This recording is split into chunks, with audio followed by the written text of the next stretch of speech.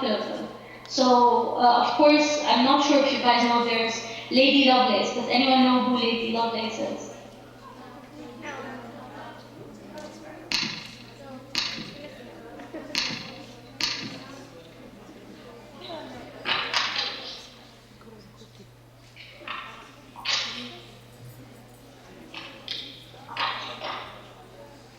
They say nobody knows Lady Lovelace. Lady Lovelace was the first computer programmer in 1843.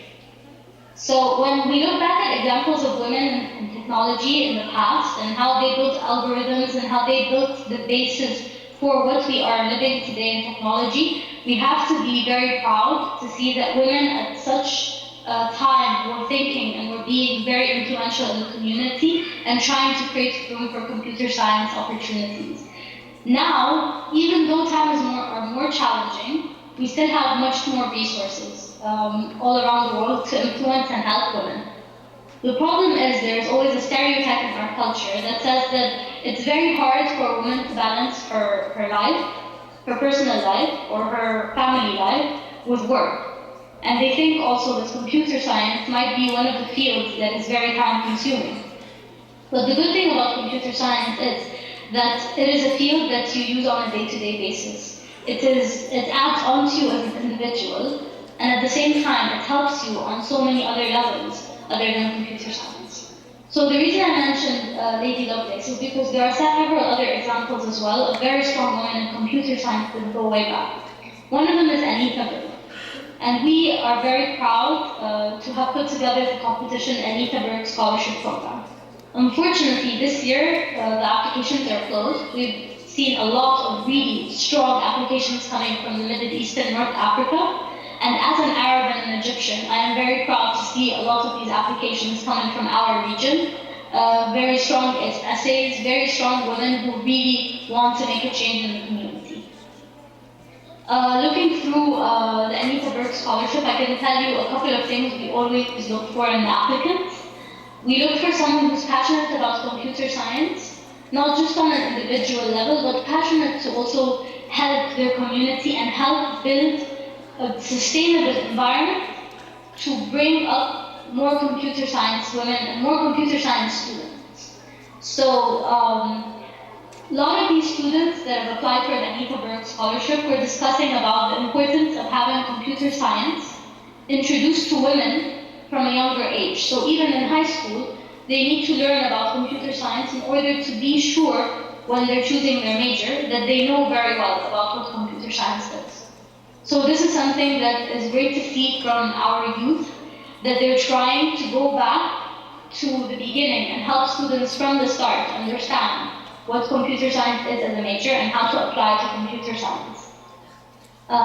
Also in the Anita Berg Scholarship, we look for students who have good technical experience, who are comfortable giving together and passionate giving together presentations and putting together workshops and helping their community.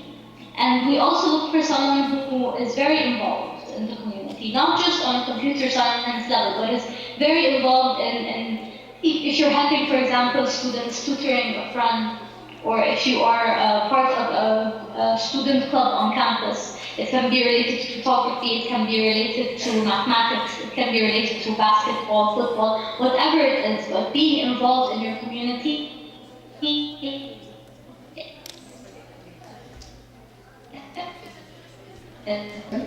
But there are opportunities for students from age 13 as well to 17, coding competitions that allow for students to really get to know more about.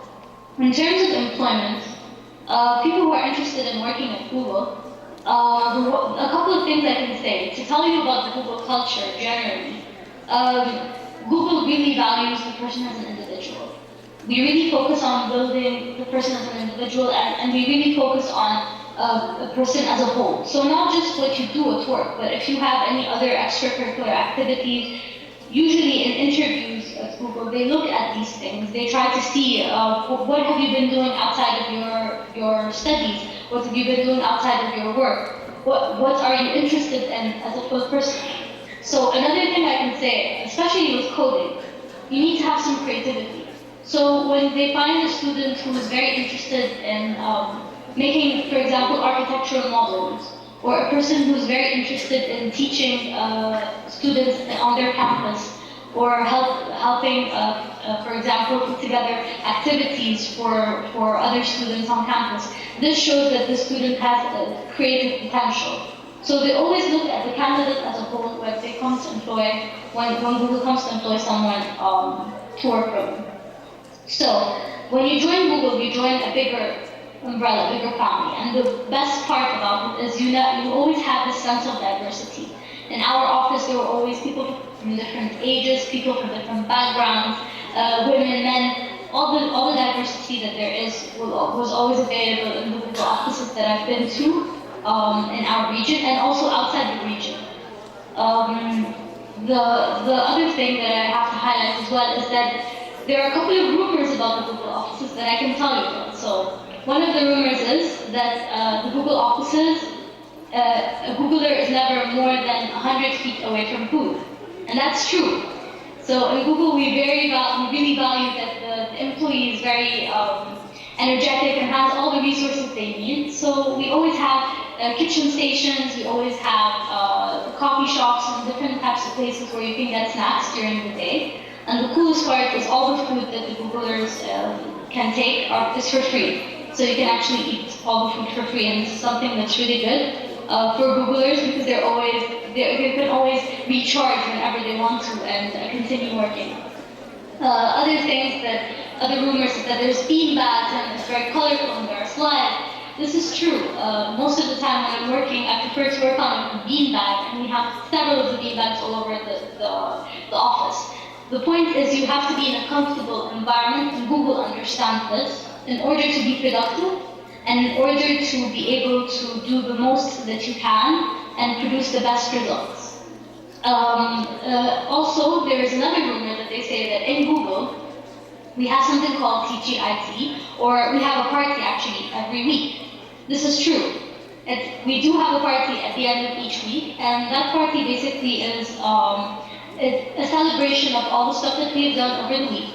And it's a way for employees to get to interact together inside work, about work, and in a different way. So if I work for the team for education, and in that weekly party, at the end of the week, I can talk to someone from the marketing team, or I can talk to someone from the team that's focused on sales, or the team that's focused on the developer community, and we can interact and discuss opportunities for collaboration. And you can even talk to people from higher levels of management, so it's very open. From the smallest people, the most junior people at Google, to the most senior people, we can interact at any point, and we get that opportunity every week to interact and to try and share ideas and opportunities. So this is basically a brief about the Google culture. It's a very great environment to be creative. It's a very, very great environment to work in, and it's very open for communication. So there's always room for you to learn from people around you and talk to people who are not necessarily on your team. Also, going back to the importance of women in technology, with technology, as we said in our culture, we want to try as much as possible to show that computer science is relevant, not just to men, but also to women. It's equally as important, and women can be a big contribution to this field and can really add on to enriching this field. Most of the students that have applied to an Eva Burke scholarship usually say the coolest part about working in technology is you get to build the future for tomorrow. And this is what we hope to see. We hope to see more females in computer science that can build the future for tomorrow, that can create new technologies, and that can really benefit people in every different field, whether it's in architecture, or whether it's in medicine, whether it's in arts, whether it's in music, whatever field it may be. Computer science can contribute in a certain way. So that's it for me. I'd be more than happy to take your questions, and I think Sarah had a couple of questions for me to answer.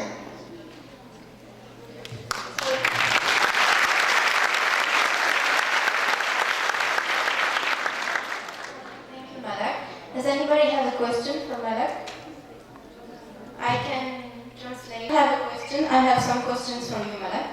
As I told you, Malak is an artist. She's leading an art school. It's called Fantasm in Cairo. So, Malak, how do you do to balance yourself between your job at Google, which is an overwhelming job, and your artwork? So, the great part about Google, like I said, is it gives you room to kind of be yourself, be an individual, and at the same time work at Google. So most of the time I get support from Googlers about the work that I do. But in terms of time management, I'm not going to say I'm one of the best people at time management. I sometimes have horrible time management skills. But the most important part and most important advice I can give you is always use every minute you have during the day. So, for example, when I get back from work, usually most of us might rest, we'll sit, watch some TV, we'll sit on Facebook, we'll sit on Google+, we'll sit on YouTube, we'll go through videos, and we waste our time. We don't realize how much time we spend on social media, and we don't realize how much time we waste on TV and all these kind of things. So instead of that, I usually come back home and I start painting. And you sometimes feel like you're tired, but if you push yourself a little bit further, you have the energy to do something. I have to say as well that sometimes there are certain days where I sacrifice sleep so I can do the extra stuff that I want to do. But it's okay because as long as I can sleep later on the weekend or catch up on some sleep or nap time at the middle of the day, it's fine. In terms of work, and this is something very important, it's always good to stay on top of work. So what does that mean? That means don't allow your email to get to 1,000 emails.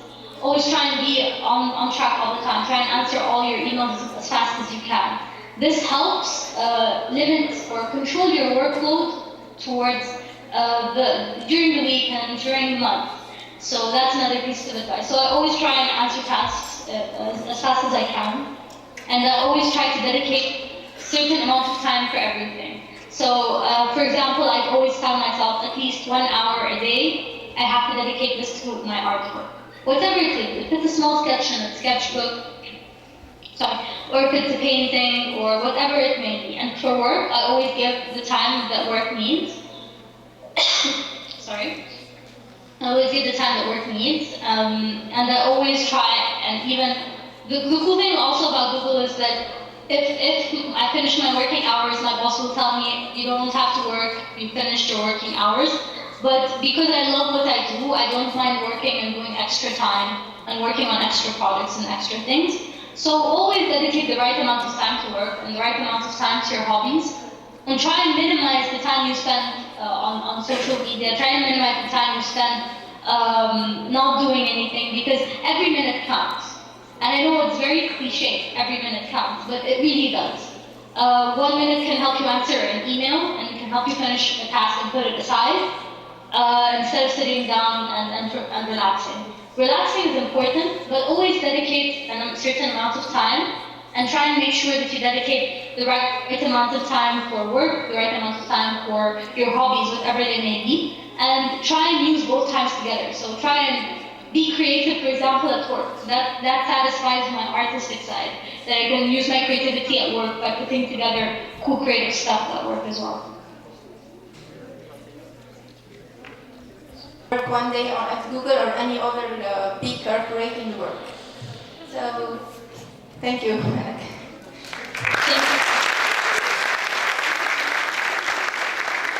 you for your attention. This is the end of the morning session.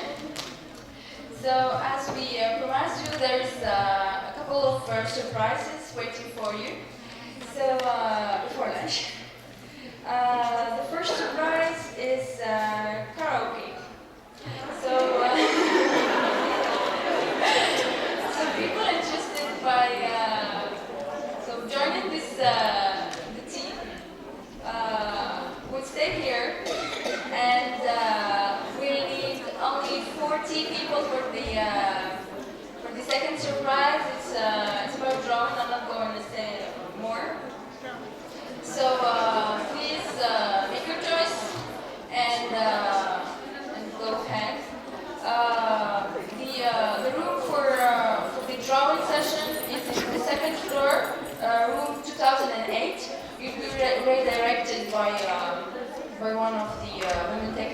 members.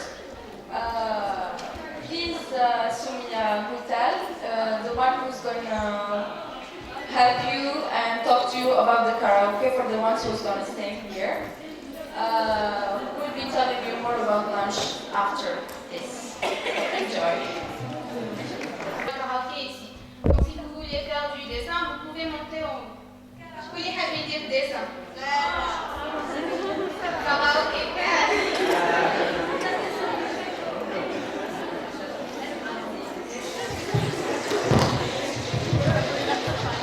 Donc ce principe, il y a eu deux jurys. Ils vont compter le nombre de fautes. Vous allez vous mettre en binôme, là, en trio. Vous allez faire des duos, là, des trios.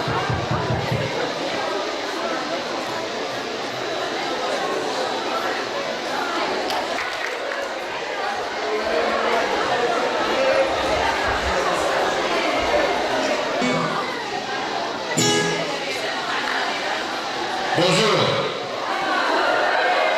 Allez, tout le monde, tout le monde. Applaudissez tout le monde.